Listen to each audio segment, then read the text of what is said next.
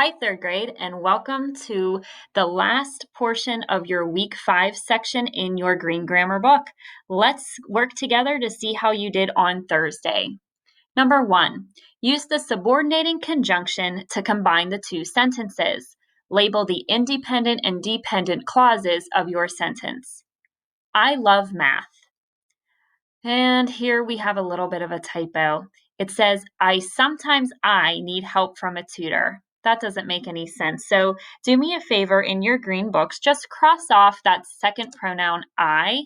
I did it for you here. It should sound like this. I sometimes need help from a tutor. The subordinating conjunction they want us to use there to combine the sentences is although. So I chose to write, although I love math, comma, I sometimes need help from a tutor, period. Now to label the independent and dependent clauses of that sentence. Remember that independent means it could stand alone by itself as a complete sentence. So let's look at our two clauses. The first clause says, although I love math. Does that sound like it could be a complete sentence? Although I love math. No. So therefore, that clause is our dependent clause. The second part says, I sometimes need help from a tutor. Does that sound like it could be a complete sentence? It sure does. Therefore, that clause would be our independent clause because it can be by itself. Number 2, identify if the sentence is simple, compound, or complex. The sand is hot, but the water is cold. Well, to decide which type of sentence it is, we have to look again at our clauses. The first one says the sand is hot. Does that sound like it could be a complete sentence? It does. So that's an independent clause. The second one is the water is cold. Is that a complete sentence? It is. So that's an independent clause.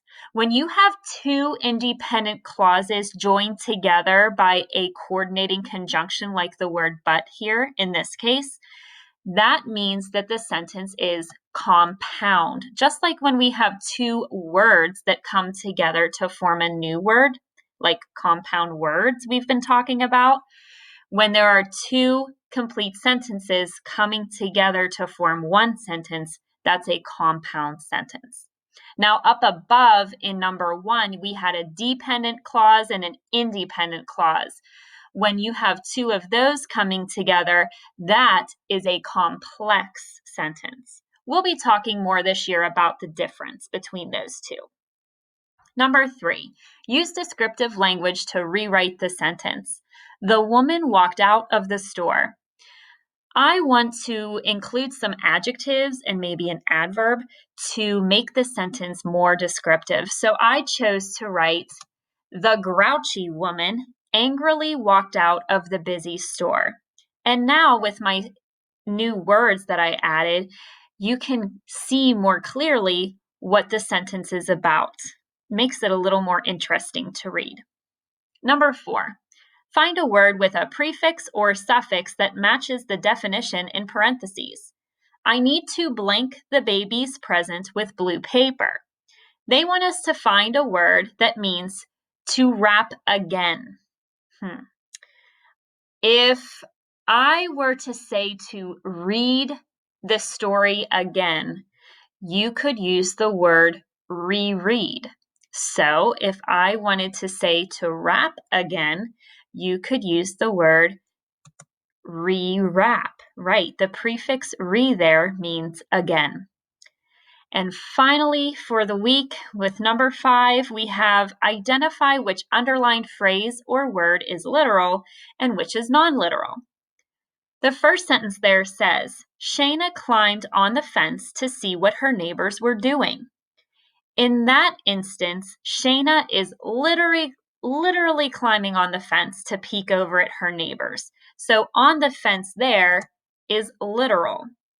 But the second one says Aiden was on the fence about going to the lake. If you're on the fence about something, that means you're not sure whether you want to do it or not. That's a phrase that we use to mean you're unsure of something. So that doesn't mean he was actually on the fence. That one is a non-literal phrase. Thank you so much for joining me this week. I will see you back next week